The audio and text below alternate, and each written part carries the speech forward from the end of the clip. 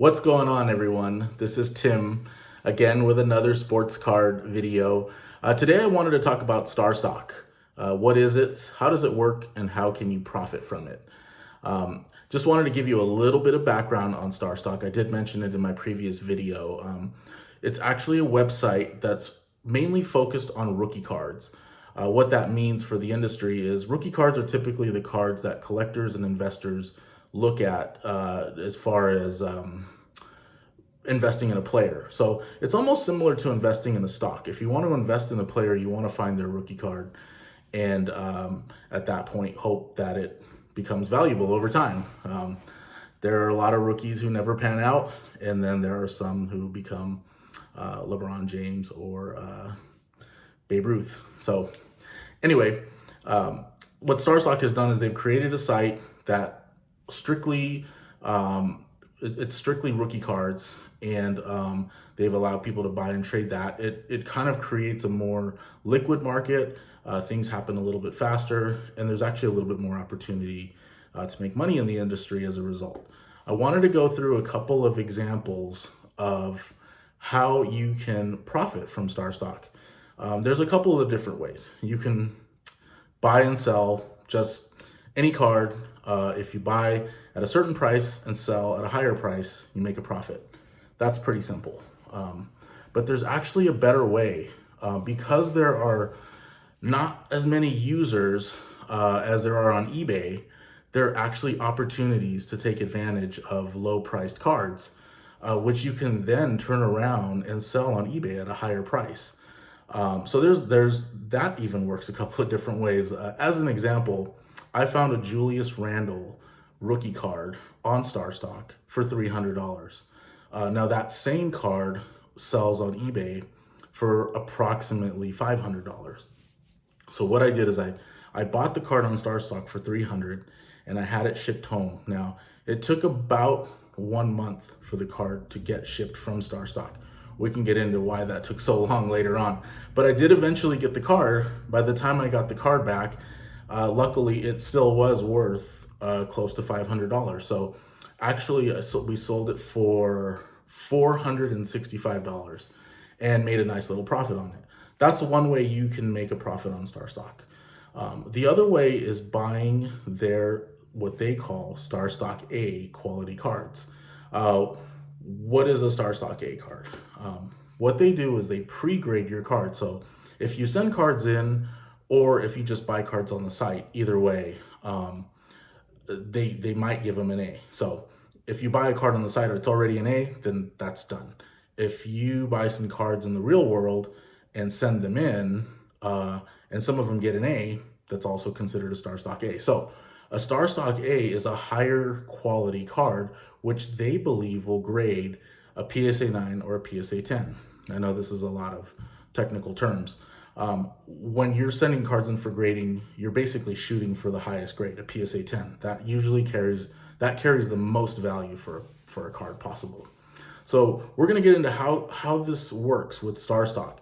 When you buy a Starstock A, essentially you're hoping to get a PSA 10. We'll just cut right to the chase. There's a 40% chance that your card will be a PSA 10 if you buy a Starstock A. 60% chance that it'll be a PSA 9. They do a really good job of pre-screening your cards, so it's very rare that it would be a PSA 8. And so we're just gonna not even address that. To keep it simple, we're gonna say 40% 10, 60% 9. So let's go ahead and take a look at an example.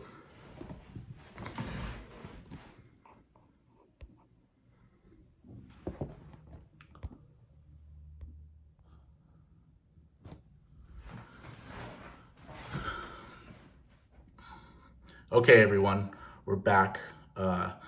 Looking at a screen, I took a screenshot of this Corey Seager Topps rookie card, and this is a Starstock A Corey Seager card, which I actually purchased today for $22. You can see at the top I have Starstock A $22. In order to send it in for grading, you have to pay an additional $30. So that's the fee that PSA will charge to look at it, grade it, put it in a slab, and send it back to you. So that's kind of the all-purpose fee there. For simplicity, I used 40% chance of getting a PSA 10, 60% chance of getting a PSA 9. This card actually has a PSA 10 value of $200 and a PSA 9 value of $90. What I've done is I've multiplied the potential of getting a PSA 10 by 40% and the potential of getting a PSA 9 by 60%. As you can see in bold, the Starstock A value is $134. So basically, if you get a 9, you're still making a huge profit. It's still a $90 card, and you've invested $52. If you get a 10, that's the real win. Now, if on average you were to buy 10 of these cards, you should make about $134 profit per card. This actually comes out to a return on investment of I want to say it's over 200%. I had it on this spreadsheet and somehow it disappeared. Now, there's another interesting twist to this. Using the 40%, 60%, that's the general return that was received by Starstock for its first submission. However, I dug a little bit further into this particular card. If you look on PSA's website, they actually tell you how many cards graded a 10 and how many didn't grade a 10. And for this card, 436 graded a 10 out of 547 total submissions, which was about 80%. So this is, I believe this is another hidden secret that people aren't fully aware of. This card has an 80% chance of grading a PSA 10, which is basically double what people believe Starstock is getting, which was 40%.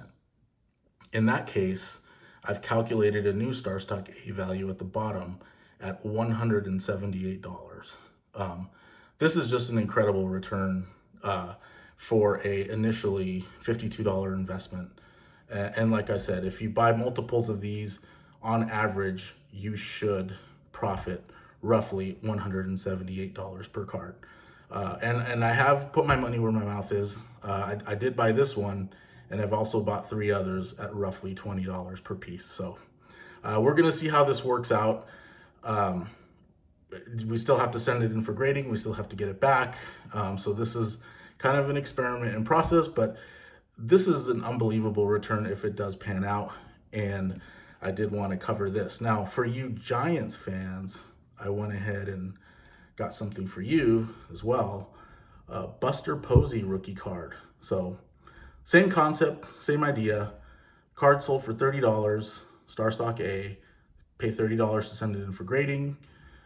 Its PSA 10 value is 200. Its PSA 9 value is 90. It's amazing that it is the same. Actually, I apologize. The 9 value is 60. So thought it was the exact same price as the Corey Seager. It's not. The PSA 10 is the exact same price as the Corey Seager. So take your pick. You know, you're a Giants fan and Buster Posey's having a great season, you're probably going to invest in the Posey.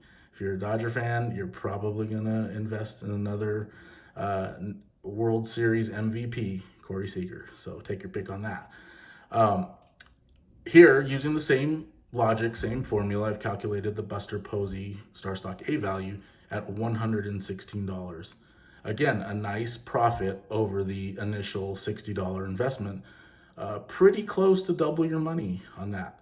Now, I did the deep dive with the Buster Posey looking at the PSA website to see how many of these cards actually grade a 10 from the entire world, not just Starstock. And it turns out that 65% of the cards submitted actually grade a PSA 10, which was better than the 40% I used up at the top. And it gives us a Starstock A value of $151. So a little bit higher and a little bit better return. Calculated that ROI at 175%. So if you prefer Buster Posey, you can make a nice profit on that as well. These formulas, initially, I discovered these by watching another YouTuber, Sports Cards Anonymous. So don't want to take credit for coming up with the formula myself, But this has been a great way to find some great deals, and I've definitely found quite a few. Probably cover a few more in future videos, but just wanted to go over the basics and show you how I find some deals on Starstock. Thanks, everyone.